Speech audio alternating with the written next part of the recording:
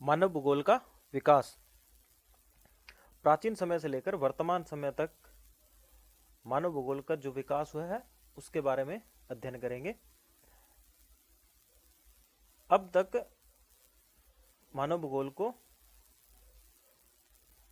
का जो विकास है उसको 3 चरणों में विभाजित किया गया है। पहला है प्राचीन काल।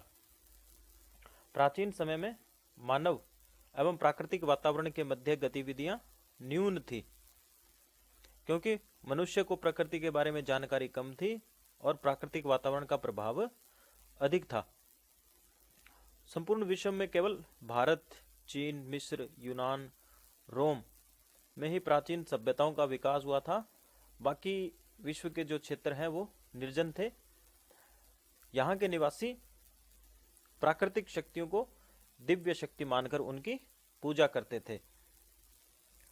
इस काल के प्रमुख विद्वानों में थेल्स, एनेक्सिमेंडर, हेरोडोटस, हेकिटियस और स्ट्रैबो प्रमुख थे। उसके बाद है मध्यकाल। मध्यकाल में समुद्री खोजों, तकनीकी ज्ञान व दक्षता के कारण नए देशों व वहाँ के लोगों के बारे में जानकारी मिली। नई खोजों के कारण पृथ्वी के अलग अलग क्षेत्रों को समझने में सहायता मिली। मध्यकाल में मुख्यतः विश्व के नए देशों के खोजें हुई। विभिन्न समुद्री नाविकों ने अनेक क्षेत्रों के बारे में जानकारी हासिल की। उत्तरी दक्षिणी अमेरिका के बारे में इस काल में पता चला। ऑस्ट्रेलिया, न्यूजीलैंड, अनेक समुद्री द्वीपों की खोज हुई। तो धीरे धीरे मनुष्य को संपूर्ण विश्व के जो निर्जन क्षेत्र थे, जहाँ पर मनुष्य की अभी तक पहुँच नहीं थी, उन क्षेत्रों के बारे में जानकारी मिलने लगी, वहाँ के लोगों के बारे में जानकारी मिलने लगी। उसके बाद है आधुनिक काल। आधुनिक काल की जो शुरुआत है वो जर्मन भूगोलवेताओं, मुख्यतः हम्बोल्ट, रिटर, फोरबेल, रेटजेल ने की थी। और मानव भूगोल का सर्वाधिक विकास है जो फ्रांस में हुआ था। फ्रेडरिक रेटजेल को आधुनिक मानव भूगोल का संस्थापक भी कहा जाता है। और आधुनिक काल में मानव एवं वातावरण के अंतर संबंधों को समझने के लिए 3 प्रमुख विचारधाराएं प्रभावित रही, जिनमें सबसे पहली थी नियतिवाद।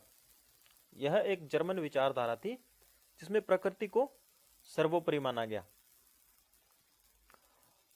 यानी कि प्रकृति सर्वोपरि थी। मानवीय गतिविधियां, विचार, ये सभी प्रकृति द्वारा नियंत्रित थे, यानी कि मनुष्य की संपूर्ण गतिविधियां हैं वो प्रकृति द्वारा नियंत्रित थी। इस विचारधारा के समर्थकों में हम्बोल्ट, रेटजेल, सैंपल प्रमुख भूगोलवेता थे। उसके बाद एक और विचारधारा आई, संभववाद। यह एक फ्रांसीसी विचारधारा थी जो नियतिवाद के बिल्कुल विपरीत थी। इस विचारधारा में प्रकृति प्रमुख न होकर मनुष्य को अधिक प्रभावी माना गया, यानी कि यहाँ पर प्रकृति के स्थान पर मनुष्य को सर्वोपरि समझा गया। संभववाद नाम से स्पष्ट होता है कि प्रकृति मनुष्य के सामने कुछ संभावनाएं प्रस्तुत करती थी, जिनमें से किसी एक संभावना को चुनने का अधिकार मनुष्य को था। तो यहाँ पर मनुष्य सर्वोपरि था इस विचारधारा में, और यह एक फ्रांसीसी विचारधारा थी। उसके बाद एक नई विचारधारा आई, नवनियतिवाद। इस विचारधारा को रूको व जाओ के नाम से भी जानते हैं, और इसके प्रवर्तक थे ग्रिफिथ टेलर। इस विचारधारा में, यानी कि नवनियतिवाद में, प्रकृति व मानव दोनों के पारस्परिक संबंधों में सामंजस्य पर जोर दिया गया, यानी कि न तो प्रकृति को प्रमुख माना गया और न ही मनुष्य को। इसमें दोनों के पारस्परिक जो संबंध है, यानी कि मनुष्य अपना विकास प्रकृति के साथ रहते हुए कर सकेगा, ऐसा इस विचारधारा में माना गया। और जो वर्तमान समय में भी बिल्कुल सटीक बैठती है कि मनुष्य है वो अपना विकास प्रकृति के दायरे में रहकर ही कर सकता है। 1930 के बाद मानव भूगोल कई उप शाखाओं में विभाजित हुआ।